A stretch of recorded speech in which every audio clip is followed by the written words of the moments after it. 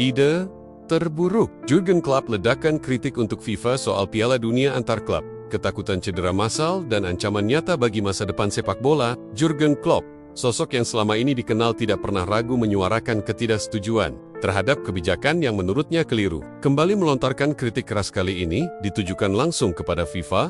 Dalam wawancaranya dengan media Jerman Welt, mantan pelatih Liverpool itu menyebut format baru Piala Dunia antar klub sebagai ide terburuk yang pernah ada dalam sepak bola. Dalam nada yang penuh kekhawatiran, klub menyoroti padatnya jadwal turnamen internasional yang dianggapnya telah melewati batas toleransi manusia. Ia menyebut keputusan FIFA sebagai bentuk kegagalan besar dalam melindungi kesehatan fisik dan mental para pemain mereka yang justru menjadi pusat dari seluruh industri sepak bola itu sendiri. Pemain bukanlah mesin, tapi saat ini mereka diperlakukan seperti tidak pernah butuh istirahat. Kita berjalan menuju krisis cedera massal.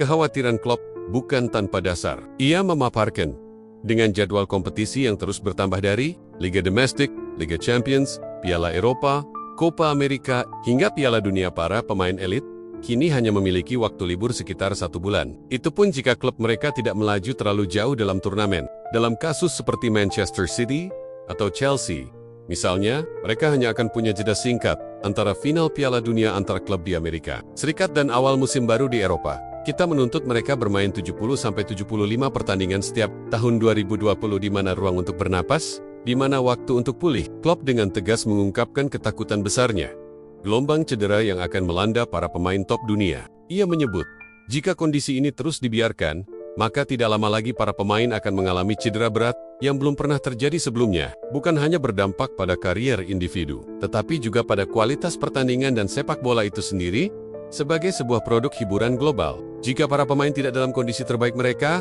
maka penonton pun tidak akan mendapatkan tontonan terbaik. Dan ketika itu terjadi, sepak bola akan mulai kehilangan nilainya antara uang dan kemanusiaan. Dalam wawancara yang sama, Klopp tidak menutup mata terhadap kenyataan bahwa banyak klub tergiur dengan iming-iming uang besar dari partisipasi dalam turnamen ini. Ia menyebut bahwa jumlah uangnya memang gila, namun dengan tegas menambahkan bahwa tidak semua klub mendapatkan porsi keuntungan yang sama, dan tidak semua bisa membeli kembali kebugaran pemain dengan uang. Mari kita kesampingkan uang sejenak. Bahkan pemain NBA yang bergaji tinggi masih bisa menikmati 4 bulan libur tiap tahun. Lalu bagaimana dengan Virgil van Dijk atau pemain top lainnya? Mereka bahkan tidak pernah banner-banner libur seperti itu. Sebuah seruan serius untuk FIFA.